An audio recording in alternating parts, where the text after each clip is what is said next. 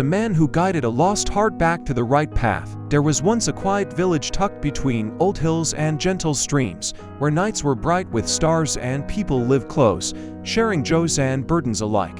In that village, a boy named Elwood grew up. Elwood was known for his open heart. When he was little, he would fix broken toes for the other kids, help the elderly carry firewood, and never turned away when someone needed a hand. His father, Douglas, was a carpenter known for his honest work, and his mother, Edith, was the village's warmest heart.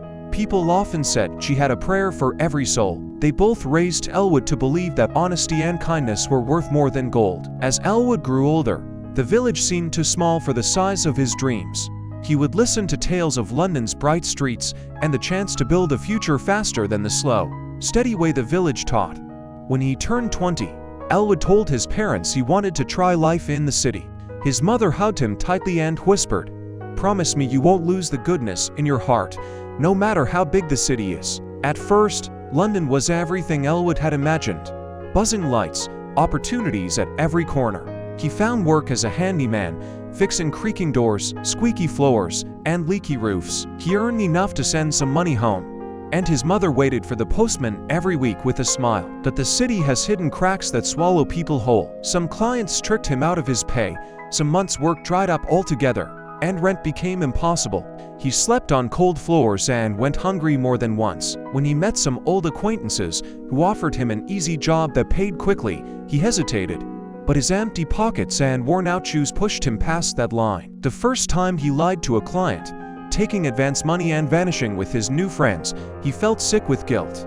But the city's harshness hardened him, and his conscience grew quieter. Soon, Elwood's name spread for all the wrong reasons. People stopped trusting him. The old friends who lured him in abandoned him when trouble came. He found himself alone, broke, and ashamed, with nowhere left to run but home. When Elwood returned to the village, people turned away. Doors that once opened wide for him now stayed closed.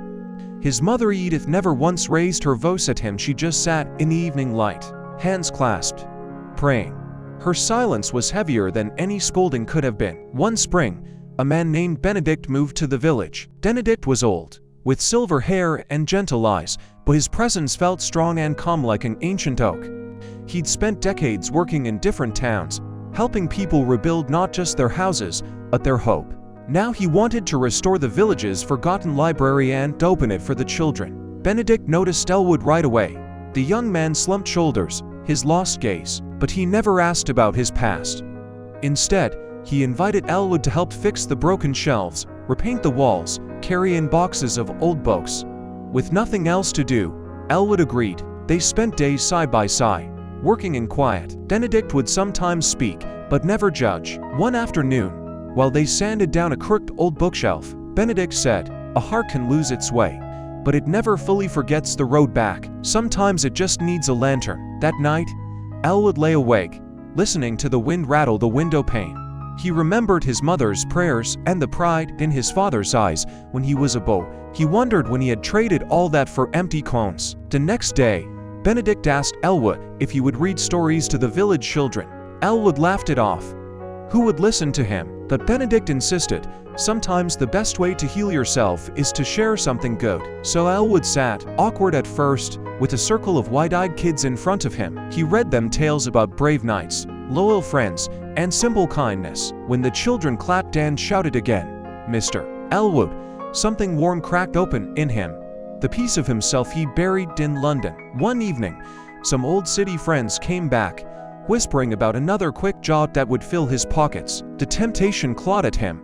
Maybe he could make enough to fix everything at once. He went to see Benedict to say goodbye, though he couldn't meet the old man's eyes. Benedict simply placed a hand on his shoulder and said, "The last test of a lost heart is whether it can forgive itself and choose the light, even when no one is looking." Elwood spent that night sitting by the old village well, the same well his father had helped build long ago. He thought about his mother, his father's name, the children's eager faces at the library. By sunrise, he made his choice. He stayed. He knocked on doors, not for money, but for forgiveness. Some people shut him out, some shouted old insults, but he kept returning, helping fix fences, paint barns, repair leaking roofs for free. Slowly, trust returned, like dawn breaking through a long, stormy night. Years passed, The library turned into a lively corner where Elwood read stories every week. Kian Benedict rebuilt broken sheds, mended quarrels between neighbors, and taught the village children that mistakes do not define who you are. Your courage to change does. On Benedict's last day, before his hair turned white as snow and his hands too shaky to hold a hammer, he looked at Elwood with a smile and said, "A lost heart, once brought back to the right path, becomes a lantern for others in the dark. Keep shining, Elwood." Now, whenever the village children hear his story, they remember, everyone can lose their way. But if you open your eyes, listen to those who truly care, and find the courage to forgive yourself, you can always come home.